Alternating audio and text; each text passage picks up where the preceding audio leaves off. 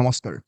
শ্বহীদ কনকলতা বৰুৱা, শ্বহীদ মুকুন্দ কাকতিৰ দেশ হিচাপে খ্যাত গহপুৰত অৱস্থিত ছয়দুৱাৰ মহাবিদ্যালয়ৰ গণমাধ্যম বিভাগ অৰ্থাৎ ডিপাৰ্টমেণ্ট অফ মাছ মিডিয়াই এটি নতুন প্ৰচেষ্টা হাতত লৈছে, এটি নতুন ভডকাষ্ট অনুষ্ঠানৰ আৰম্ভণি কৰিছে।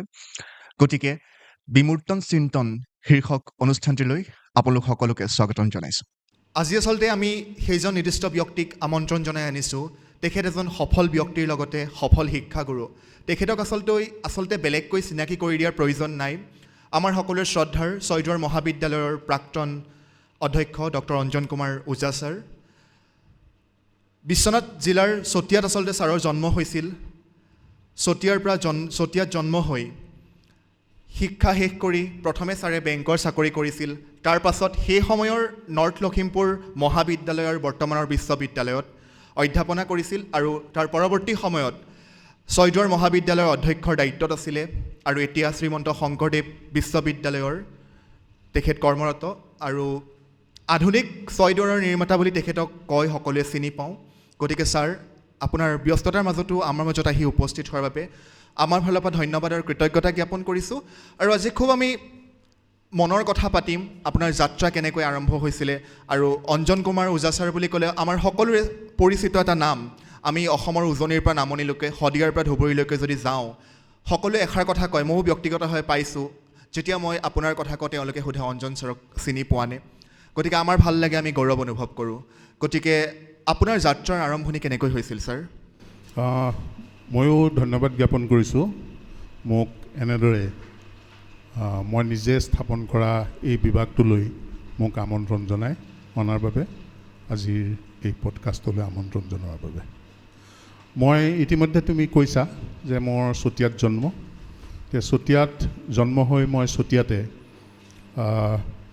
হাইস্কুল শিক্ষান্ত পৰীক্ষালৈকে চতিয়াতে মই পঢ়োঁ। চতিয়া হাইস্কুলত পঢ়িছিলোঁ। সেই সময়ৰ চতিয়া হাইস্কুল, পিছত চতিয়া উচ্চতৰ মাধ্যমিক বিদ্যালয়।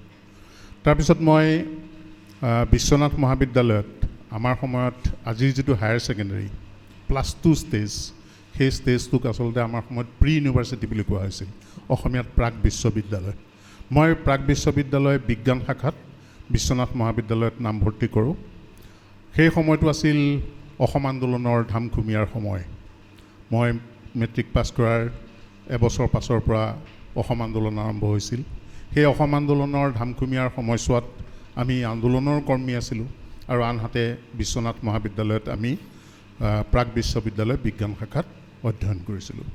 তাৰপিছত বিশ্বনাথ মহাবিদ্যালয়ৰ পৰা মই প্ৰাক বিশ্ববিদ্যালয় পৰীক্ষাত উত্তীৰ্ণ হোৱাৰ পাছত মই সেই অসম আন্দোলনৰ পয়োভৰৰ সময়তে মই গুৱাহাটীৰ আৰ্য বিদ্যাপীঠ মহাবিদ্যালয়ত নামভৰ্তি কৰিলোঁ আৰু মই ভূতত্ত্ব জিঅ'লজি বিষয়ত মই অনাৰ্ছ ল'লোঁ আৰু অনাৰ্ছ লৈ মই BSc পঢ়িবলৈ আৰম্ভ কৰিলোঁ। BSc পঢ়িবলৈ আৰম্ভ কৰি থকাৰ সেই সময়ত মই কৈছোঁৱেই অসম আন্দোলনৰ ধামখুমীয়াৰ সময়। সেই সময়তে আমাৰ হোষ্টেলত, আৰু তেতিয়া এটা কথা আছিল যে BA বা BSc পাছ কৰি এবছৰ ৰ'ব লাগে, এবছৰৰ পাছতহে বিশ্ববিদ্যালয়ত মাষ্টাৰ ডিগ্ৰী কৰিব পাৰি। গতিকে সেই সময়তে হোষ্টেলত এটা ধুম উঠিল যে BSRB, বেংকিং ছাৰ্ভিচ ৰিক্ৰুইটমেণ্ট বৰ্ডৰ এটা এডভাৰটাইজ ওলাল আৰু বহুতে বেংকৰ ইণ্টাৰভিউ দিবৰ কাৰণে ফৰ্ম ফিল আপ কৰিলে। মোৰ লগৰ এজনে ফৰ্ম ফিল আপ কৰি দিলে, ফৰ্ম আনি দিলে, চহীটো মই কৰিছোঁ। তাৰপিছত মই ৰিটিন পৰীক্ষাটো দিলোঁ।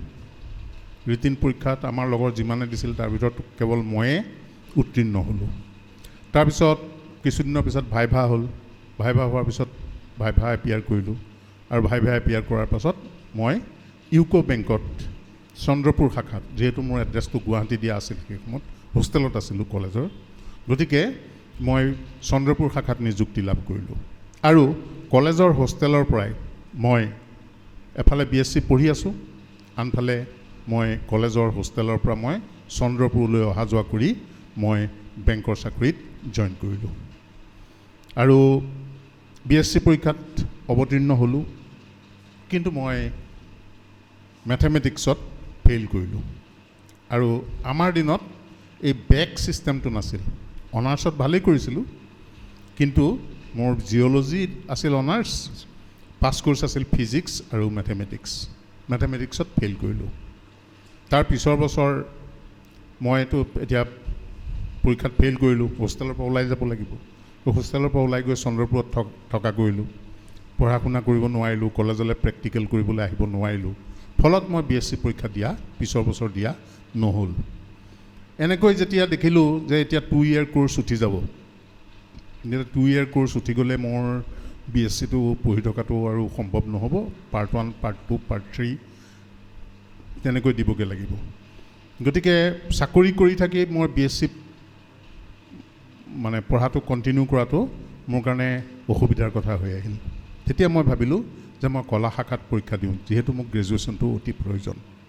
তাৰপিছত মই সেই চন্দ্ৰপুৰত চাকৰি কৰি থকাৰ মাজতে মই কেজুৱেল লিভ লৈ মই ললিত ভৰালী কলেজ, গুৱাহাটীৰ ললিত ভৰালী কলেজৰ পৰা মই BA পৰীক্ষাত অৱতীৰ্ণ হ'লোঁ। আৰু BA পৰীক্ষাত অৱতীৰ্ণ হৈ মই বিশ্ববিদ্যালয়ৰ ভিতৰত দ্বিতীয় স্থান লাভ কৰি পেলাই মই BA পৰীক্ষাত অৱতীৰ্ণ হ'লোঁ, ডিষ্টিংশ্যন পাই। আৰু যেতিয়া মই BA পাছ কৰিলোঁ, ঠিক BA পাছ পৰীক্ষা দিয়াৰ অলপ দিন পাছতেই মই বিশ্বনাথ চাৰিআলিলৈ ট্ৰেন্সফাৰ হৈ আহিলোঁ। যিহেতু মোৰ ঘৰ চতিয়াত, গতিকে বিশ্বনাথ চাৰিআলিলৈ মই ট্ৰেন্সফাৰ হৈ আহিলোঁ। তাৰপিছতে মই ভাবিলোঁ যে মই MA দিওঁ, আৰু MA পৰীক্ষা দিওঁ বুলি। আমাৰ দিনত প্ৰাইভেট ছিষ্টেম এটা আছিল, ক্লাছ কৰিব নালাগে, প্ৰাইভেটলি পৰীক্ষা দিব পাৰি। গুৱাহাটীৰ বিশ্বনাথ চাৰিআলিৰ পৰা সেই চাকৰি কৰি থকাৰ মাজতে মই আকৌ, তেতিয়া আমাৰ ইখন পেপাৰৰ পৰা সিখন পেপাৰলৈ এসপ্তাহ গেপ থাকে। হয় ছাৰ। মানে ধৰা এইটো সোমবাৰে যদি ফাৰ্ষ্ট পেপাৰ আছে, নেক্সট সোমবাৰে ছেকেণ্ড পেপাৰ। পঢ়িবলৈ সময় পায় আৰু ছাৰ। পঢ়িবলৈ সময় পাওঁ। আৰু বিশ্বনাথ চাৰিআলিৰ পৰা গুৱাহাটীলৈ অহা যোৱা কৰি তেতিয়া কমিউনিকেশ্যন আজিৰ দৰে নাছিলে, কিন্তু তথাপিও গুৱাহাটীলৈ গৈ গুৱাহাটীত পৰীক্ষা দি আকৌ ঘূৰি আহি ৰাতি ঘৰ পাব পাৰি। মানে ৰাতিপুৱা গৈ নোৱাৰি, আগদিনা যাব লাগিব। আগদিনা গৈ হোটেলত থাকি বা ইউনিভাৰ্চিটিৰ হোষ্টেলত কাৰোবাৰ গেষ্ট হৈ থাকি পৰীক্ষাটো দি পিছদিনা আকৌ পৰীক্ষাৰ পৰা বাহিৰে বাহিৰে ঘৰলৈ গুচি আহোঁ, ৰাতি 10 বজাত পাওঁ। তাৰপিছত আকৌ বেংকলৈ যাওঁ, বেংকৰ চাকৰি কৰোঁ। এনেকৈয়ে পৰীক্ষাটো দি পেলাই মই MA ডিগ্ৰীটো লাভ কৰিলোঁ। MAত মই দ্বিতীয় শ্ৰেণীৰ প্ৰথম স্থান পালোঁ। আমাৰ তাৰ লগে লগে মই প্ৰিভিয়াছ আজিৰ নিচিনা ছেমিষ্টাৰ নাছিলে, প্ৰিভিয়াছ ইয়েৰ আৰু ফাইনেল ইয়েৰ, প্ৰিভিয়াছ পৰীক্ষা দিয়েই নেট JRF এইবিলাক দিব পাৰি। মই প্ৰিভিয়াছ পাছ কৰাৰ পিছতে নেট JRF পৰীক্ষা দিলোঁ, আৰু মই নেট JRF দুইটাতে উত্তীৰ্ণ হ'লোঁ প্ৰথম এটেম্পটতে। আৰু তাৰপিছতে মই ভাবিলোঁ যে মই আৰু বেংকত নাথাকোঁ, মই কলেজৰ চাকৰিত জইন কৰিম। তাৰপিছত নৰ্থ লখিমপুৰ কলেজৰ এটা এডভাৰটাইজ পালোঁ, সেই এডভাৰটাইজ পাই পেলাই মই এপ্লাই কৰিলোঁ। এপ্লাই কৰি তাত ইণ্টাৰভিউ দিলোঁ, আৰু ইণ্টাৰভিউ দি তাত মই ছিলেক্ট হ'লোঁ। ছিলেক্ট হৈ মই নৰ্থ লখিমপুৰ কলেজত অসমীয়া বিভাগৰ সেই সময়ত লেকচাৰাৰ বুলি কোৱা হৈছিল, প্ৰবক্তা। সেই সময়ত আজিকালি যিটো এছিষ্টেণ্ট প্ৰফেচৰ কয়, তেতিয়া প্ৰবক্তা বা লেকচাৰাৰ হয় ছাৰ বুলি কোৱা হৈছিল। তেতিয়া মই নৰ্থ লখিমপুৰ কলেজত অসমীয়া বিভাগৰ লেকচাৰাৰ হিচাপে, প্ৰবক্তা হিচাপে মই যোগদান কৰিলোঁ। আৰু লখিমপুৰ কলেজত মই 1991 চনত জইন কৰিলোঁ। তাৰপৰা 2005 চনত, তাত মই 13 বছৰতকৈ কিছুদিন বেছি চাকৰি কৰিলোঁ। আৰু লখিমপুৰ কলেজত চাকৰি কৰি থাকোঁতেই সেই সময়তে প্ৰথমবাৰৰ কাৰণে এটা মানে প্ৰিন্সিপালৰ ছিলেকশ্যনৰ কাৰণে এনেকুৱা এটা এডভাৰটাইজ ওলাল যে PhD ডিগ্ৰী লাগে আৰু 10 বছৰ পঢ়োৱাৰ অভিজ্ঞতা থাকিলেই হ'ল। ইতিমধ্যে মোৰ PhD হৈছে। মই বেংকত থাকোঁতেই মই ঠিক কৰিছিলোঁ যে মই PhD কৰিম, আৰু কলেজলৈ গৈ তাৰ লগে লগে মই গুৱাহাটী বিশ্ববিদ্যালয়ত PhDৰ কাৰণে গৱেষণা কৰিবৰ কাৰণে মই এপ্লাই কৰিলোঁ, ছিলেক্ট হ'লোঁ। আৰু ছিলেক্ট হৈ তাৰপিছত মই প্ৰখ্যাত লোকসংস্কৃতিবিদ ডক্টৰ নবীন চন্দ্ৰ শৰ্মা ছাৰৰ অধীনত গৱেষণা কৰাৰ সুযোগ লাভ কৰিলোঁ। গতিকে মই শোণিতপুৰৰ লোকসংস্কৃতিৰ ওপৰত মোৰ থেচিছখনৰ নাম আছিল a study of the folk culture of Sonitpur district, tradition and change. সেই সময়ৰ আনডিভাইডেড শোণিতপুৰ ডিষ্ট্ৰিক্ট। আৰু মই অৱশেষত 1997 চনত মোৰ গৱেষণাৰ কৰ্ম শেষ কৰি মই থেচিছ বিশ্ববিদ্যালয়ত জমা দিলোঁ ডিচেম্বৰত 97 ডিচেম্বৰত তাৰপিছত মোৰ সেই সময়ত প্ৰচেছবিলাক বৰ লাহে লাহে হৈছিলে তাৰপৰা 2000 চনত মই ভাইভা দিলোঁ আৰু 2000 চনৰ ডিচেম্বৰত আৰু 2001 চনৰ জানুৱাৰী মাহৰ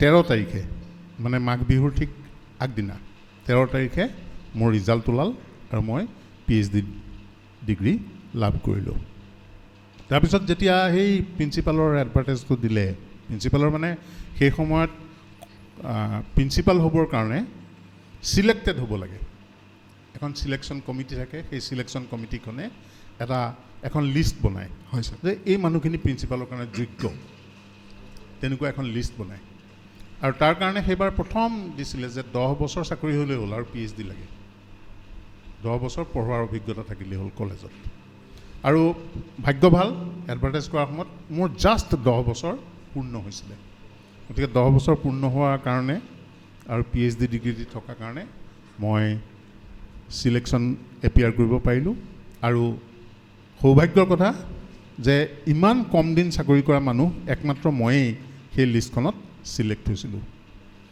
মই কেৱল মাত্ৰ সেই সময়ত 10 বছৰ কৰিছিলোঁ আৰু প্ৰিন্সিপাল হোৱাৰ আগলৈকে মই কেৱল মাত্ৰ 13 বছৰহে লেকচাৰাৰ হিচাপে কাম কৰিছিলোঁ ছাৰ এচিভমেণ্ট আৰু এটা ক'ব গ'লে হয়তো মই এচিভমেণ্ট কোৱা নে লাক কোৱা নে কি কোৱা মই নাজানো এচিভমেণ্ট লাক সংমিশ্ৰণৰ কি কোৱা গোটেইখিনিৰ নাজানো, হয় কিন্তু তাৰপিছত কি হ'ল অসমৰ বিভিন্ন কলেজত এডভাৰটাইজ কৰিলে সেই সময়ত মই কিবা এটা কাৰণত প্ৰায় 2 মাহমান সময় অসমৰ বাহিৰত থাকিবলগীয়া হৈছিল গতিকে মই সেই এডভাৰটাইজবিলাক সেই সময়ত আজিৰ নিচিনা ইণ্টাৰনেটৰ কথা নাছিলে গতিকে সেই সময়ত মই এডভাৰটাইজবিলাকৰ কথা গম পোৱা নাছিলোঁ তাৰপিছত যেতিয়া মই অসমলৈ ঘূৰি আহিলোঁ ঘূৰি অহাৰ পিছত এদিন হঠাৎ দেখা পালোঁ যে ছয়দুৱাৰ মহাবিদ্যালয় আৰু THB কলেজ এই দুখন কলেজৰ এডভাৰটাইজ ওলাইছে আৰু মোক আমাৰ লখিমপুৰ কলেজৰ প্ৰিন্সিপাল সেই সময়ৰ প্ৰয়াত হেমেন গগৈ ছাৰ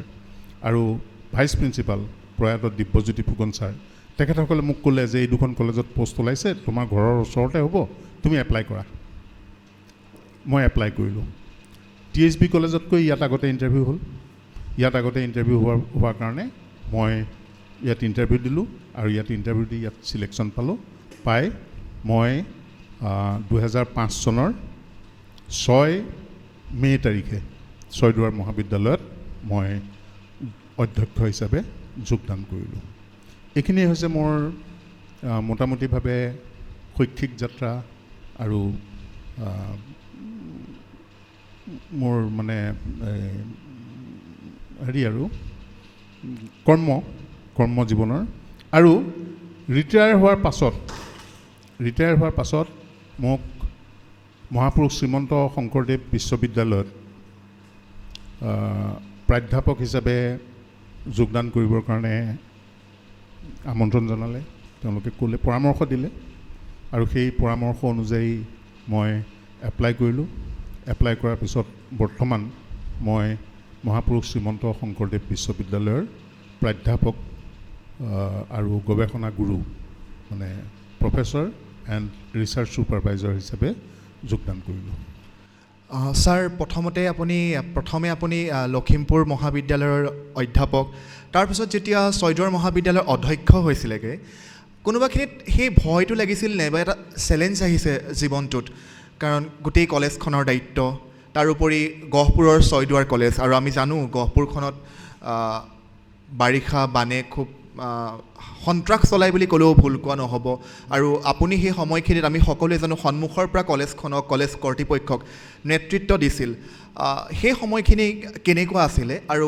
তাৰ লগত মই আৰু এটা প্ৰশ্ন সুধিব বিচাৰিছোঁ ছয়দুৱাৰ মহাবিদ্যালয়ৰ গণমাধ্যম বিভাগটো আপোনাৰ দিনতে স্থাপন হোৱা এটা বিভাগ হয় আৰু আজি সেই গণমাধ্যম বিভাগলৈ ঘূৰি আহিছে আপুনি আৰু মোৰ যদি ভুল হোৱা নাই চাগে 2014 চনত বিভাগটো আপোনাৰ প্ৰচেষ্টাত আপোনাৰ নেতৃত্বত স্থাপন কৰা হৈছিল আৰু যেতিয়াই মই কওঁ যে ছয়দুৱাৰ কলেজৰ গণমাধ্যম বিভাগ তেতিয়া সকলোৱে ডক্টৰ অঞ্জন কুমাৰ ওজা ছাৰৰ নামটো সকলোৱে মনত পেলায় আৰু আজি সেই বিভাগটোলৈ ঘূৰি আহি আপোনাৰ কেনেকুৱা অনুভৱ আৰু ইমান এটা দীঘলীয়া কাৰ্যকাল আপুনি অধ্যক্ষ হৈ থাকিলে এইখন কলেজৰ মই আকৌ কৈছোঁ বানপানীয়ে খুব মানে সন্ত্ৰাসৰ সৃষ্টি কৰে ইমানবোৰ প্ৰত্যাহ্বানৰ মাজতো কোনোবাখিনিত যেতিয়া আপোনাৰ নামটো ওলাই আমি সকলোৱে কওঁ আপোনাৰ এটা পৰিচয় আছে আধুনিক ছয়দুৱাৰৰ নিৰ্মাতা গতিকে গোটেই কথাখিনি আপুনি আমাক জনাওকচোন আমাৰ ছাত্ৰ ছাত্ৰীসকলেও জানি খুব ভাল পাব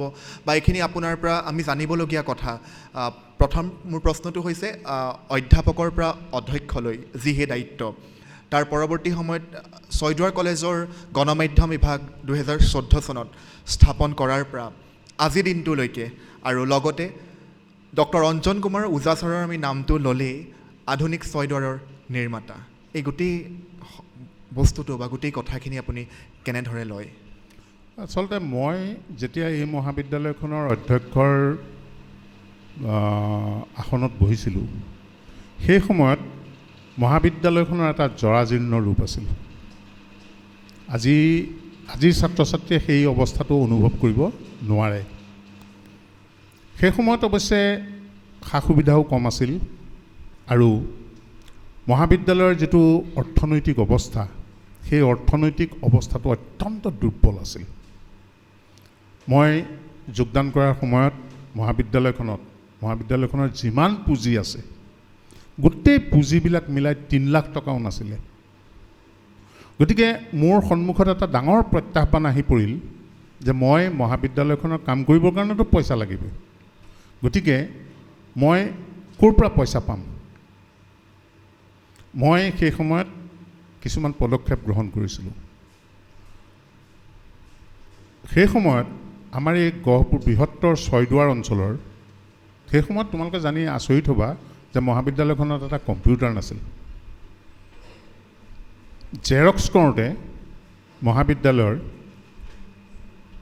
বহুত টকা খৰচ হয় প্ৰত্যেক মাহত মই প্ৰথম আহি জেৰক্স কৰাবলৈ সাগৰিকা বুলি দোকান এখন আছে তালৈ পঠিয়াওঁ তাত জেৰক্স কৰে বহুত পইচা যায় তেতিয়া মই প্ৰথম চালোঁ যে মই যিহেতু বেংকত 8 বছৰ 3 মাহ চাকৰি কৰি আহিছোঁ গতিকে অলপ ফাইনেন্সিয়েল কথাবিলাক মই জানো গম পাইছিলে মই জানো যে ইনকামটো বঢ়াব লাগিব আৰু খৰচটো কমাব লাগিব গতিকে মই প্ৰথম আহি পেলাই খৰচ কমাবৰ কাৰণে যে আমাৰ জেৰক্সত বহুত পইচা যায় তো জেৰক্সটো যদি কলেজতে কৰাব পৰা যায় ছাত্ৰ ছাত্ৰীয়েও এটা সুবিধা পাব আৰু কলেজৰ খৰচো যথেষ্ট কমি যাব কম্পিউটাৰ সেই সময়ত এটা কম্পিউটাৰ আছিল বোধহয় আৰু কম্পিউটাৰ নাছিলে তেতিয়া মই দেখিলোঁ যে ইয়াৰ ল'ৰা ছোৱালীবিলাকেও কম্পিউটাৰ শিক্ষাটো পাব লাগে তো মই গহপুৰ অঞ্চলৰ মানে বৃহত্তৰ ছয়দুৱাৰ অঞ্চলৰ যিসকল প্ৰতিষ্ঠিত ব্যক্তি যিসকলে কলেজলৈ ডনেশ্যন ইত্যাদি দিব পাৰে তেনেকুৱা ব্যক্তিসকললৈ বাহিৰত আছে আজি তেওঁলোকলৈ চিঠি লিখিলোঁ এগৰাকী ব্যক্তিয়ে খুব সুন্দৰ সঁহাৰি আগবঢ়ালে সেইগৰাকী ব্যক্তি হৈছে ডক্টৰ নোমল চন্দ্ৰ বৰা তেখেতলৈ এখন চিঠি দিলোঁ GNRCৰ হয় ডক্টৰ নোমল চন্দ্ৰ বৰা তেখেতে মোক তেখেতৰ PA মোক ফোন কৰিলে ফোন কৰি ক'লে যে আপুনি গুৱাহাটীলৈ আহিলে ছাৰে আপোনাক লগ পাবলৈ বিচাৰিছে আপুনি এই নম্বৰতে এটা ফোন কৰিব মই লগ পোৱাৰ ব্যৱস্থা কৰি দিম আৰু মই গুৱাহাটীলৈ যাওঁতে তাৰপিছতে গুৱাহাটীলৈ যাওঁতে ফোন কৰিলোঁ ফোন কৰাৰ পিছত মোক ডক্টৰ নোমল চন্দ্ৰ বৰাৰ লগত এটা সাক্ষাতৰ সুবিধা কৰি দিলে তেওঁৰ PA জনে তেখেতৰ লগত কথা পাতিলোঁ তেখেতে ক'লে আপুনি মোৰ পৰা কি সহায় বিচাৰে তো মই ক'লোঁ আপুনি ছাৰ মোক বেলেগ সহায় কৰিব নালাগে মোক আপুনি কলেজখনলৈ 10টা কম্পিউটাৰ দিয়ক সেই সময়ত কম্পিউটাৰ দামো বেছি আছিল দেই হয় ছাৰ 10টা কম্পিউটাৰ দিয়ক তেতিয়া ক'লে যে 10টা কম্পিউটাৰ আপুনি কি কৰিব মই বোলো চাওক 10টা কম্পিউটাৰ কলেজৰ কামতো আহিব প্লাছ আমাৰ তাত কম্পিউটাৰ লিটাৰেচিটো নাই কিন্তু ল'ৰা ছোৱালীক কম্পিউটাৰ লিটাৰেট কৰাৰ খুব প্ৰয়োজন আহি আছে গতিকে আমি তেওঁলোকক কম্পিউটাৰ শিকোৱাৰ ব্যৱস্থা কৰিম তেতিয়া ক'লে আপুনি কম্পিউটাৰবিলাক ৰাখিব ক'ত আপোনাৰ ৰুম চুম আছেনে নাই মই সেইবিলাক ব্যৱস্থা মই কৰিম আপুনি কম্পিউটাৰ শিকাবৰ কাৰণে মানুহ এজন ৰাখিব লাগিব মানুহজনক পইচা পাতি ক'ৰ পৰা দিব তেখেতে তন্ন সুধিছে দেই হয় ছাৰ বস্তুটো দিয়াৰ আগত মানে গোটেই কথাখিনি জানি লৈছে আৰু হয় তাৰপিছত তেখেতে 10টা কম্পিউটাৰ, 2টা নে 3টা প্ৰিণ্টাৰ, কম্পিউটাৰ টেবুল, চকী, ফাৰ্নিচাৰখিনি, সেই গোটেইখিনি বস্তু দিলে। আৰু আমি কম্পিউটাৰ চেণ্টাৰ এটা ইয়াত আৰম্ভ কৰিলোঁ। কলেজৰ কামতো আহে। সেই কম্পিউটাৰবিলাক এতিয়াও আছেগৈ পৰি, 2-4টা ভাল হৈ হয়তো আছে, অফিচত ইউজ হয়। গতিকে তেনেকৈ পালোঁ। তাৰোপৰি সেই সময়ত ক'ত কেনেকৈ গ্ৰাণ্ট পোৱা যায় সেইবিলাক সদায় খুচৰি থাকোঁ। গধূলি 7 বজালৈকে কলেজত অফিচত থাকি তেতিয়া ক'ত কেনেকৈ গ্ৰাণ্ট পোৱা যায়, কি কথা ইত্যাদি ইণ্টাৰনেট খুচৰোঁ, তেনেধৰণেৰে চাই থাকোঁ। আৰু চাই যেতিয়া যিটো গ্ৰাণ্ট ওলায় সেই গ্ৰাণ্টৰ কাৰণে এপ্লাই কৰোঁ। আৰু আমি সৌভাগ্যশালী আছিলোঁ, আমি প্ৰজেক্টবিলাক ধুনীয়াকৈ বনাইছিলোঁ আৰু বনাই পেলাই সেই গ্ৰাণ্টবিলাক পাবলৈ সক্ষম হৈছিলোঁ। কেৱল মাত্ৰ সেই সময়ত UGCৰ গ্ৰাণ্টবিলাক খুব ভাল আছিল। UGCৰ ওচৰত ভালকৈ এপ্লাই কৰিলে, ইউটিলাইজেশ্যন যদি ভালকৈ দিয়া হয় তেতিয়াহ'লে সেই গ্ৰাণ্টবিলাক পোৱা যায়। তাৰোপৰি আমি কেৱল মাত্ৰ UGCৰে নহয়, UGCৰ উপৰি DBTৰ গ্ৰাণ্ট পালোঁ। আৰু এনেধৰণেৰে বিভিন্ন সংস্থাৰ পৰা আমি বিভিন্ন গ্ৰাণ্ট কিছুমান পাবলৈ সক্ষম হ'লোঁ। আৰু সেই গ্ৰাণ্টবিলাকেৰে লাহে লাহে ছয়দুৱাৰ কলেজখন বিকশিত কৰাবৰ কাৰণে সুবিধা পালোঁ। কিন্তু মোৰ এটা হেৰি আছিল যে কলেজখন দেখাত জাকজমক হ'লেই নহ'ব, ইয়াৰ ল'ৰা ছোৱালীয়ে প্ৰকৃত শিক্ষাটো পাব লাগিব। আৰু নতুন দিনৰ বাবে যিবিলাক নতুন নতুন প্ৰাসংগিক কোৰ্চ আহি আছে সেই কোৰ্চবিলাক আমি খুলিব লাগিব।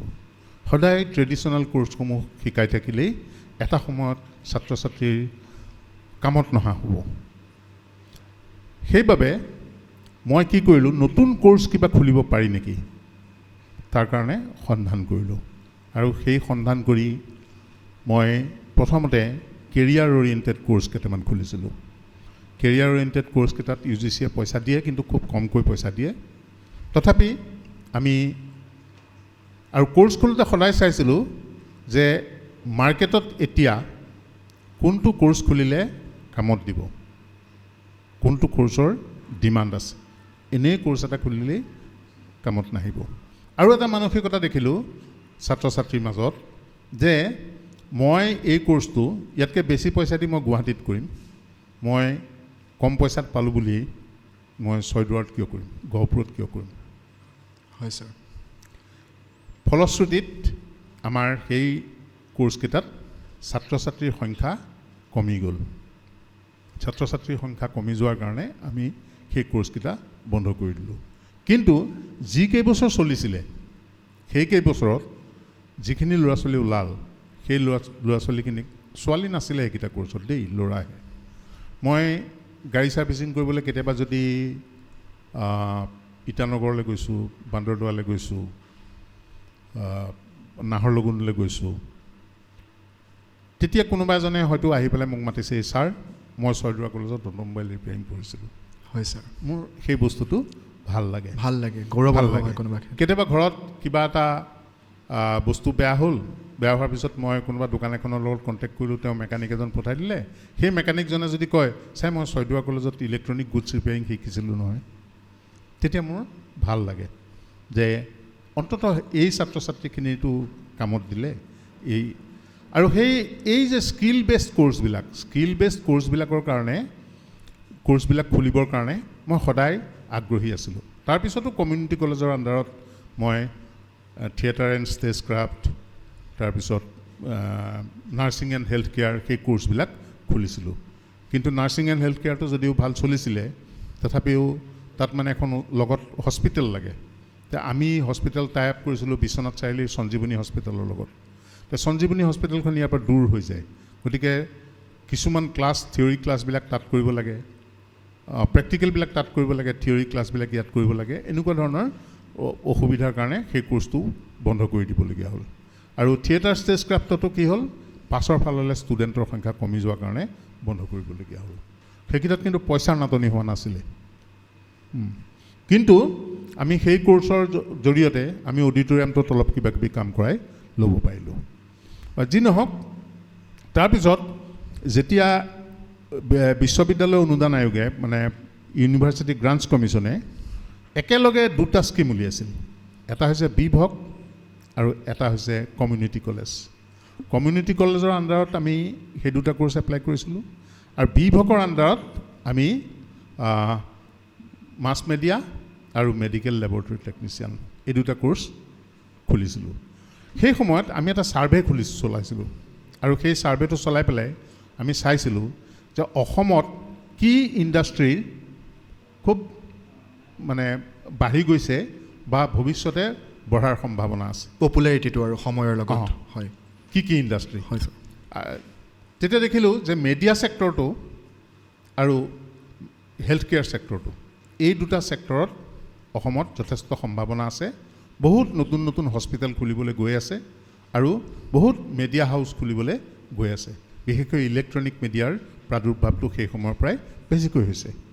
গতিকে আমি সেইকাৰণে মেডিয়া ৰিলেটেড এটা কোৰ্চ আৰু এটা হেল্থ কেয়াৰ ৰিলেটেড কোৰ্চৰ ওপৰত গুৰুত্ব দিলোঁ আৰু গুৰুত্ব দি কমিউনিটি কলেজতো সেইটোৰ ওপৰতে গুৰুত্ব দিলোঁ। সেইকাৰণে থিয়েটাৰ এণ্ড ষ্টেজক্ৰাফ্ট খুলিলোঁ আৰু নাৰ্ছিং এণ্ড হেল্থ কেয়াৰ খুলিলোঁ। গতিকে সেই আপাহতে আমি মাছ মেডিয়া ছাবজেক্টটো খোলোঁ বুলি আৰু মেডিকেল লেবৰেটৰী টেকনিচিয়ানটো খোলোঁ বুলি আমি ইউনিভাৰ্চিটি গ্ৰাণ্টছ কমিশ্যনৰ ওচৰত এপ্লাই কৰিলোঁ, প্ৰজেক্ট দিলোঁ আৰু আমাৰ গোটেই প্ৰজেক্ট ৰিপৰ্টকেইটা চাই UGCয়ে আমাক দুয়োটা কোৰ্চতে এপ্ৰুভেল দিলে। তাৰ কাৰণে যথেষ্ট কষ্ট কৰিবলগীয়া হৈছিল আৰু সেই দুইটা কোৰ্চৰ আমি যেতিয়া পাইছিলোঁ সেই সময়ত দুইটা কোৰ্চ একেলগে পোৱা কলেজ কেৱল মাত্ৰ দুখন আছিল। এখন হৈছে জাগিৰোড কলেজ আৰু এখন হৈছে ছয়দুৱাৰ কলেজ। জাগিৰোড কলেজত আজিও কমিউনিটি কলেজ আৰু বিভক এই দুয়োটা স্কিম চলি আছে। ছয়দুৱাৰ কলেজত কমিউনিটি কলেজটো বন্ধ কৰিবলগীয়া হ'ল, কিন্তু আমি জাগিৰোড কলেজ গুৱাহাটীৰ ওচৰৰ, তাত ফেকাল্টি পাবলৈ অসুবিধা নাই, গতিকে তেওঁলোকে চলি আছে বোধ হয়। আজি কেইবছৰমান আগলৈকেতো চলি আছে, মই জানো দুইটাই চলি আছে। আৰু বাকী বিভক কোৰ্চটো গোটেই অসমৰ ভিতৰত 6খন কলেজে মাত্ৰ লাভ কৰিছিল। সেই 6খন কলেজৰ ভিতৰত আমিও আছিলোঁ। আৰু এই যিটো বিভক কোৰ্চ খুলিলোঁ, আমিয়ে অসমত বিভকৰ পায়নিয়াৰ, আমি পথ প্ৰদৰ্শক। হয়, গোটেই চিলেবাছ তৈয়াৰ কৰাৰ পৰা আৰম্ভ কৰি ইউনিভাৰ্চিটিৰ ৰেগুলেশ্যন তৈয়াৰ কৰালৈকে, পৰীক্ষা কেনেকৈ ধৰণেৰে হ'ব, কি কৰিব, গোটেই কথাখিনি আমি এই 6খন কলেজে মিলি পেলাই আমি কৰিছোঁ। এই 6খন কলেজৰ আমাৰ কম কষ্ট হোৱা নাই। আজি বোলে সোণাপুৰ কলেজত মিটিং, গোটেইখিনি লগ হ'ম, কালিলৈ বোলে কলিয়াবৰ কলেজত গোটেইখিনি লগ হ'ম, এনেধৰণেৰে আমি কলেজে গোটেইখিনি লগ হৈ এই গোটেইবিলাক, কেতিয়াবা গুৱাহাটী ইউনিভাৰ্চিটিত বহুতবাৰ লগ হৈছোঁ আৰু লগ হৈ এই গোটেই কথাবিলাক আমি চিজিল কৰিছিলোঁ। আৰু এই কোৰ্চ দুটা সেই সময়ত কেইবাটাও ফালৰ পৰা তাৰমানে কেইবাটাও অনুষ্ঠানৰ লগত জড়িত হৈছিল। এটাতো UGC আছেই, UGC থকাৰ উপৰিও প্ৰত্যেকটো একোটা ছেক্টৰ স্কিল কাউন্সিল থাকে, ছেক্টৰ স্কিল কাউন্সিলৰ লগত থাকে, দিল্লীত বিভিন্ন মিটিং চিটিং হয়। তাৰপিছত ছেক্টৰ স্কিল কাউন্সিল থাকে, গুৱাহাটী ইউনিভাৰ্চিটি থাকে। তাৰপিছত আৰু এটা, যিহেতু আমাৰ এইখিনি মানে ইণ্টাৰ্ণশ্বিপ এম্বেডেড কোৰ্চ, গতিকে ইণ্টাৰ্ণশ্বিপ এম্বেডেড কোৰ্চবিলাকৰ কাৰণে আকৌ কলিকতাত এটা সংস্থা আছে, সেই সংস্থাটোৰ লগত যোগাযোগ ৰক্ষা কৰিব লাগে। এই গোটেইবিলাক UGC গ্ৰাণ্ট পাই থকা সময়লৈকে এই গোটেইবিলাকৰ লগত আমি সেই যোগাযোগটো ৰক্ষা কৰি চলিব লাগিছিল। আৰু আজি ভাল লাগে যে বিভিন্ন মিডিয়াত যেতিয়া ছয়দুৱাৰ কলেজৰ পৰা পাছ কৰি যোৱা ল'ৰা ছোৱালীবিলাকৰ পাৰফৰ্মেঞ্চ দেখোঁ, যেতিয়া বিভিন্ন লেবৰেটৰীত, আমাৰ মেডিকেল লেবৰেটৰীত টেকনিচিয়ানসকলক আমাৰ ইয়াৰ পৰা পাছ কৰি যোৱা দেখা পাওঁ, তেতিয়া ভাল লাগে। আৰু মই সন্তুষ্ট হওঁ যে এটা সময়ত হয় কিছু কষ্ট হৈছিল, কিন্তু কিছু কষ্ট হৈছিল যদিও আমি যে কোৰ্চকেইটা খুলি থৈছিলোঁ সেইকাৰণে কামত আহিছিল। আৰু এইখিনিতে আৰু এটা কথা ক'ব লাগিব যে আমাৰ এই দুয়োটা কোৰ্চৰ প্ৰতিষ্ঠাপক অধ্যাপক যি দুয়োজনেই খুব কৰ্মঠ আছিলে। এজন এতিয়াও আছে, মনোৰঞ্জন বৰ্মন, আৰু ইয়াত চায়ন দে আছিলে, সায়নদেও যথেষ্ট অভিজ্ঞ আজি তেওঁ মিজোৰাম ইউনিভাৰ্চিটিৰ হয়। তেখেত এছিষ্টেণ্ট প্ৰফেচৰ গতিকে তেওঁলোকক কিন্তু মই আমাৰ ডিপাৰ্টমেণ্টকেইটা ইমান চহকী নহ'লহেঁতেন যদি প্ৰথমতে তেওঁলোকৰ নিচিনা মানুহ নাপালোহেঁতেন হয়। তেতিয়া মানুহো কম আছিল এজনে চাকৰি কৰি আছিল ডাউন টাউন ইউনিভাৰ্চিটিত মনোৰঞ্জন বৰ্মনে আৰু সায়নদেয়ে কৰি আছিল অৰুণাচলৰ এখন কলেজত জিৰোৰ ওচৰৰ এখন কলেজত তেওঁলোকৰ লগত যোগাযোগ কৰি তেওঁলোকক তাত পোৱা পইচাতকৈ ইয়াত বেছিকৈ দিম বুলি আৰু যি সুবিধা লাগে সকলো সুবিধা দিম বুলি তেওঁলোকক মাতি আনিছিলোঁ আৰু সেইকাৰণেই এই কোৰ্চ দুটা ঠন ধৰি উঠিল কাৰণ ছেল্ফ ফাইনেন্সিঙত কোৰ্চ দুটা চলাই থকাটো বৰ সহজ কথা নহয় আজি বহুত বছৰ ধৰি UGC গ্ৰাণ্ট নাই হয়। কিন্তু UGC গ্ৰাণ্ট নাই যদিও এই দুটা কোৰ্চ আমি সুন্দৰকৈ চলাই থাকিব পাৰিছোঁ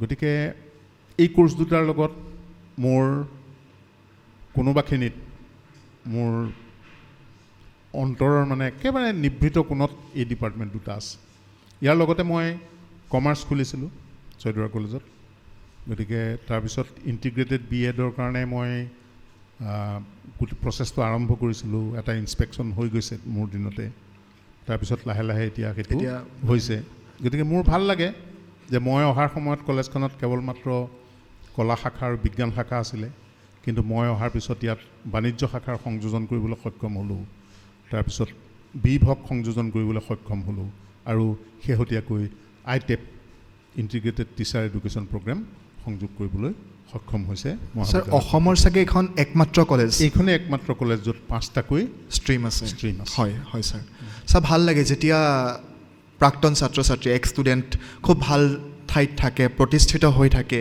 আৰু যেতিয়া এইটো ডিপাৰ্টমেণ্টৰ বুলি কয় মাছ মিডিয়া ডিপাৰ্টমেণ্টৰ আৰু তেতিয়া আমিও কোনোবা ক্ষেত্ৰত অনুভৱ কৰোঁ আপোনাৰ সেই সাহসী সিদ্ধান্তবোৰ সেই প্ৰচেষ্টাবোৰ যিবোৰ সিদ্ধান্তৰ আচলতে ফলস্বৰূপে এই বিভাগটো আজি ইয়াত আছে ছয়দুৱাৰ মহাবিদ্যালয়ত আৰু ছাৰ দুটা কথা আৰু সুধিম যিহেতু গোটেই আপুনি কথাখিনি ক'লে খুব চমুকৈ মই দুটা প্ৰশ্ন সুধিম ছয়দুৱাৰত ইমান দিন থাকিলে দীৰ্ঘকাল অধ্যক্ষ হৈ থাকিলে যদি আপোনাক মই এষাৰী বাক্যত সোধোঁ এই দীৰ্ঘকাল অধ্যক্ষ হিচাপে ছয়দুৱাৰত আপোনাৰ আটাইতকৈ ভাল লগা মুহূৰ্ত আৰু আটাইতকৈ বেয়া লগা মুহূৰ্ত দুটা মুহূৰ্তৰ কথা আপোনাক যদি সোধোঁ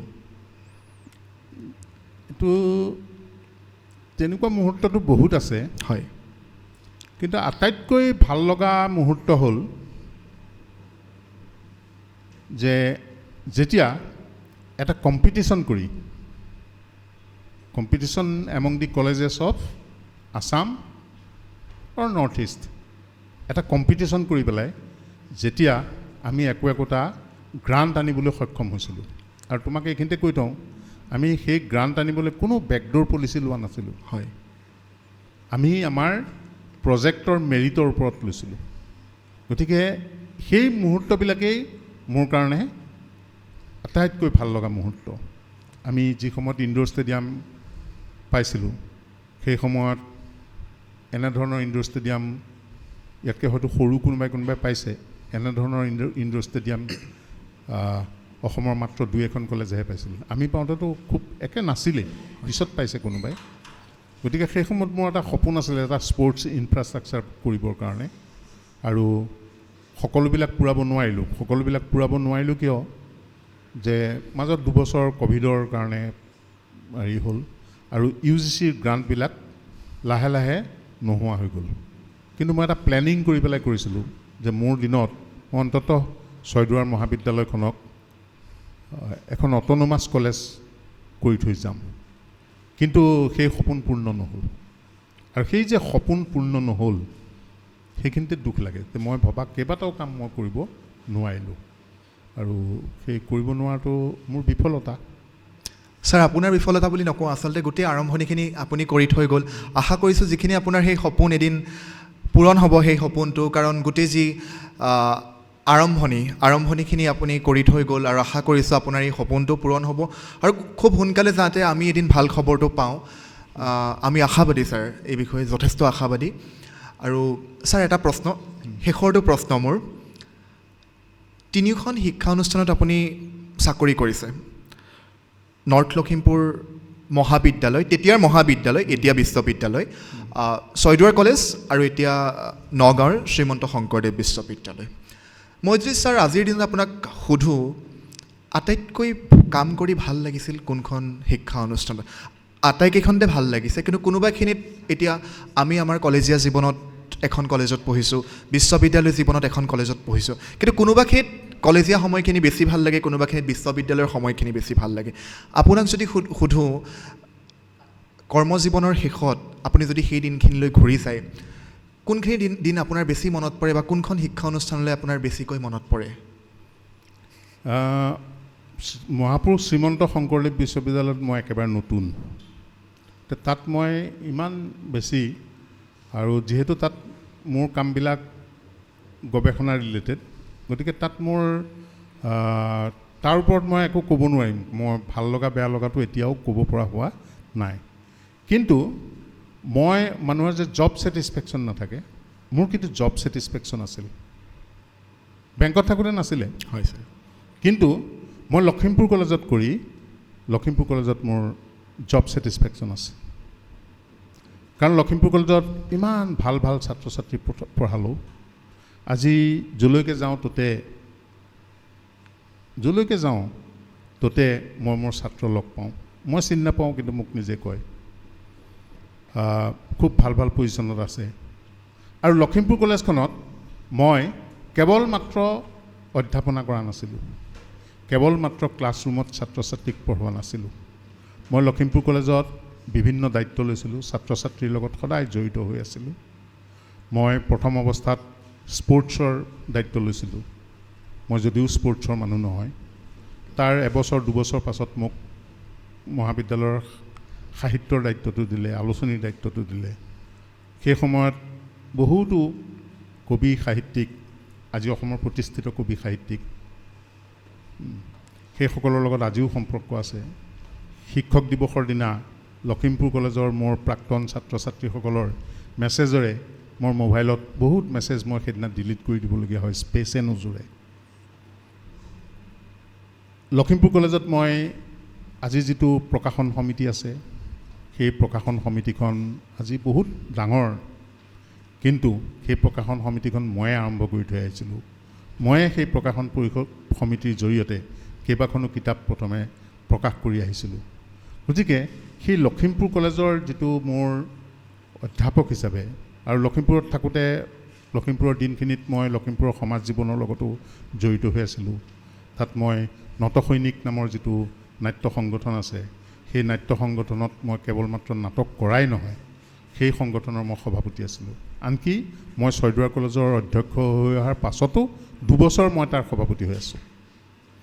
গতিকে সেইখিনি স্মৃতিয়ে মোক সদায় আমনি কৰে। আৰু ছয়দুৱাৰ কলেজখনলৈ যেতিয়া আহিলোঁ, ছয়দুৱাৰ কলেজখনলৈ অহাৰ পাছত যিহেতু এই কলেজখনৰ মুৰব্বীৰ আসনত বহিলোঁ, আৰু গোটেই কলেজখন মই মোৰ চিন্তাধাৰাৰে, মোৰ লগত বিভিন্নজনে সহযোগ কৰিছে, বিভিন্নজনে মোক দিহা পৰামৰ্শ দিছে, কিন্তু মই যেনেধৰণে চিন্তা কৰোঁ, সেই চিন্তাখিনি মই যেতিয়া আনৰ আগত ব্যক্ত কৰোঁ, তেখেতসকলে মোক সমৰ্থন যোগায়। গতিকে নিজৰ চিন্তা চৰ্চাৰে মই স্বাধীনভাৱে কিছুমান কাম কৰাৰ সুবিধা পালোঁ। যে মই তেতিয়াই অনুভৱ কৰিছিলোঁ যে আমাক স্কিল বেছড কোৰ্চ লাগে, ট্ৰেডিশ্যনেল কোৰ্চবিলাক সদায় থাকিলেই নহ'ব। আৰু মই যি সময়ত যোগদান কৰিছিলোঁ, সেই সময়ত কলেজত 1000 ছাত্ৰ ছাত্ৰীও নাছিলে, 800-900 ছাত্ৰ ছাত্ৰী থাকে, কিন্তু আজি কলেজত 3000ৰ ওপৰ ছাত্ৰ ছাত্ৰী। হয় ছাৰ। গতিকে এই কলেজখনকতো মই নিজে তিল তিলকৈ গঢ়া কলেজ। গতিকে ইয়াৰ প্ৰতিটো ধূলিকণা, প্ৰতিজোপা গছ, তোমালোকে নাজানা, কেতিয়াবা ৰাতিও আহি মই ইয়াৰ চৌহদত পাক মাৰি মই ইয়াৰ গছ গছনিবিলাক চাই যাওঁ যে এইজোপা গছ মই ৰুইছিলোঁ, এইজোপা গছ মই অমুকৰ হতুৱাই ৰুৱাইছিলোঁ, এইজোপা অমুকৰ হতুৱাই ৰুৱাইছিলোঁ, সেইবিলাক মই চাই যাওঁ। গতিকে এই কলেজখনৰ লগত যিটো মোৰ এটাচমেণ্ট, যিহেতু মই কলেজখনৰ অধ্যক্ষ আছিলোঁ, তো অধ্যক্ষ হিচাপে এই কলেজখনৰ লগত যিটো এটাচমেণ্ট, সেইটোতো আৰু মোৰ কলেজখনটো মোৰ কেৱল মাত্ৰ কৰ্মথলী নাছিল, কলেজখন মোৰ জীৱন আছিল, মোৰ জীৱন আছিল কলেজখন। গতিকে আজিও এই কলেজখনেই মোৰ জীৱন সদৃশ হৈ আছে। ইয়াত মই কিছুমান কাম কৰিব নোৱাৰিলোঁ, সেইটো চব কাম কৰিব পৰাটো সম্ভৱ নহয়, সেই কথা ময়ো জানো। সকলো সপোন মানুহৰ পূৰ্ণ নহয়, মোৰো ইয়াত অধ্যক্ষ হিচাপে থকা সকলো সপোন পূৰ্ণ নহ'ল। কিন্তু মোক এজন মানুহে কৈছিল যে আপুনি আপোনাৰ সপোনৰ যদি 50% পূৰণ হৈছে তেতিয়াহ'লে আপুনি এজন সফল মানুহ, 50% পূৰণ হ'লে। গতিকে মই দেখা সপোনৰ 50%টো পূৰণ হৈছিল। হয় ছাৰ। গতিকে মই তেনেকৈ অনুভৱ কৰোঁ। আৰু তুমি প্ৰথমতেই মোক সুধিছিলা, মই পাহৰি গ'লোঁ বানপানীৰ কথাটো। মই ছয়দুৱাৰ কলেজলৈ প্ৰথম যেতিয়া আহিবলৈ ওলাইছিলোঁ তেতিয়া মোক লখিমপুৰত কেইবাগৰাকীও বিশিষ্ট ব্যক্তিয়ে, আনকি 2-3খন মহাবিদ্যালয়ৰ অধ্যক্ষই মোক কৈছিল তুমি ছয়দুৱাৰ কলেজলৈ নাযাবা বানপানীৰ কাৰণে। দুটা কথাৰ কাৰণে কৈছিল।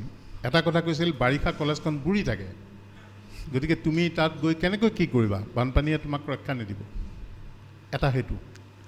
আৰু এটা কৈছিল যে তাত যোনে অধ্যক্ষ হয় সকলো অধ্যক্ষই ছাছপেনশ্যনত যায়।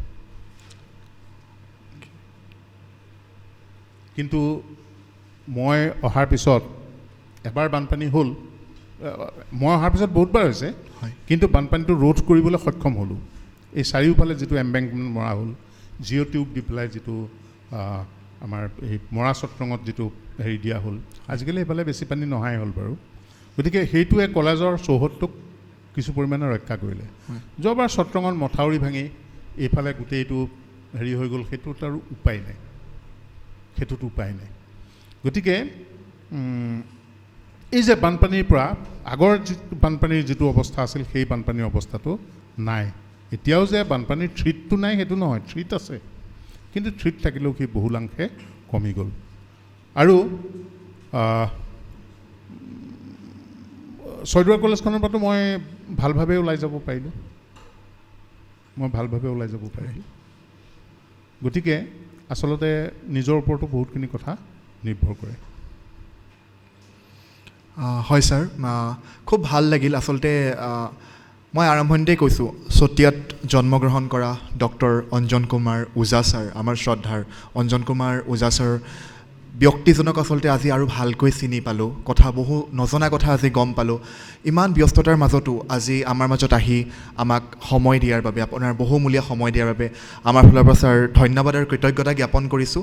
আৰু আশীৰ্বাদ কৰিব যাতে আমাৰ যি নতুন প্ৰচেষ্টা, এই নতুন প্ৰচেষ্টা হাতত লৈ আমি সকলো আগুৱাই যাব পাৰোঁ। দিহা পৰামৰ্শ আশীৰ্বাদ সদায় দি থাকিব, তাৰে কামনা কৰিছোঁ। আৰু আকৌ এবাৰ আপোনাক ধন্যবাদ আৰু কৃতজ্ঞতা দিছোঁ আমাৰ মাজত আহি উপস্থিত। ময়ো ধন্যবাদ দিছোঁ যে তুমি খুব সুন্দৰকৈ মোৰ পৰা কিছুমান কথা উলিয়াব পাৰিলা। তে কথাবিলাক ক'বলৈতো মন যায়, হয় ছাৰ, কিন্তু সুযোগ পোৱা নাযায়। গতিকে আজি তুমি এটা সুযোগ দিলা, সেই সুযোগত কিছু কথা ক'লোঁ, আৰু বহু কথা ক'বলৈ থাকি গ'ল বা থাকিও যায়। গতিকে মই মাছ মিডিয়া ডিপাৰ্টমেণ্টটো মই আগতেই কৈছোঁ যে এই মাছ মিডিয়া ডিপাৰ্টমেণ্টটোৰ লগত মোৰ এটা বিশেষ আত্মিক সম্পৰ্ক আছে। গতিকে মাছ মিডিয়া যে খুলিম সেই কথা ভবা মানুহজন মই। হয় ছাৰ। আৰু এই ডিপাৰ্টমেণ্টটো কেনেকৈ খুলিলে কি হ'ব সেই কথাখিনিও মই কৰিছোঁ। গতিকে মাছ মিডিয়া ডিপাৰ্টমেণ্টৰ পৰা আজিকালি গহপুৰ সংবাদ সেইখন ওলায়নে, প্ৰিণ্টেড হেৰিখন? আমাৰ ছয়দুৱাৰ ক্ৰনিকেল বুলি এখন ওলায়। ছয়দুৱাৰ ক্ৰনিকেলটো ওলায় এটা, আৰু এখন পেপাৰৰ নিচিনাকৈ আগতে ওলাইছিলে, বৰ্তমান ওলাইছিল। হেৰি হয়। গতিকে এইবিলাক তোমালোকে কৰি আজি পডকাষ্ট নতুনকৈ সংযোজিত হ'ল। আৰু মাছ মিডিয়াটো কেৱল মাত্ৰ ছয়দুৱাৰ মহাবিদ্যালয়ত এটা শৈক্ষিক বিভাগেই নহয়, এই বিভাগে মহাবিদ্যালয়খনক যথেষ্ট সহায় কৰি আছে। মহাবিদ্যালয়ত যিমান ফটো তোলা কাম হয়, ভিডিঅ' ৰেকৰ্ডিঙৰ কাম হয়, এই গোটেই কামবিলাকে এই ডিপাৰ্টমেণ্টটোৱে কৰি থাকে। আমাক যেতিয়া কিবা এটা ৰিপৰ্ট বনাবলৈ হ'লে যেতিয়া ফটোৰ প্ৰয়োজন হয়, কিবা এটা ৰেকৰ্ডৰ প্ৰয়োজন হয়, আমি চিধাই মাছ মিডিয়াৰ লগত কণ্টেক্ট কৰোঁ, আৰু মাছ মিডিয়াই সেইটো ধুনীয়াকৈ উলিয়াই দিব পাৰে। গতিকে মাছ মিডিয়া বিভাগটো কেৱল শৈক্ষিক বিভাগ বুলি নহয়, মহাবিদ্যালয়ৰ প্ৰশাসনৰ লগত অংগাংগীভাৱে জড়িত থকা এটা বিভাগ। মই এই বিভাগটোৰ উত্তৰ কামনা কৰিলোঁ।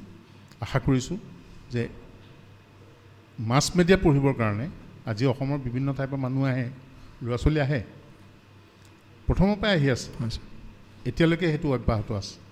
মই আশা কৰিম যে অসমৰ বহু নামী দামী প্ৰতিষ্ঠানলৈ মাছ কম বা মাছ মেডিয়া পঢ়িবলৈ নগৈ ছয়দুৱাৰ মহাবিদ্যালয়লৈ সকলো অহাৰ এটা অৱস্থা হওক, যে ছয়দুৱাৰ মহাবিদ্যালয়ৰ এই মাছ মেডিয়া যিটো ডিপাৰ্টমেণ্ট, সেই ডিপাৰ্টমেণ্টটো কেৱল অসমৰ নহয়, সমগ্ৰ উত্তৰ পূৰ্বাঞ্চলৰ বেষ্ট ডিপাৰ্টমেণ্ট আৰু গোটেই ভাৰতবৰ্ষৰ এটা লেখত ল'বলগীয়া ডিপাৰ্টমেণ্ট।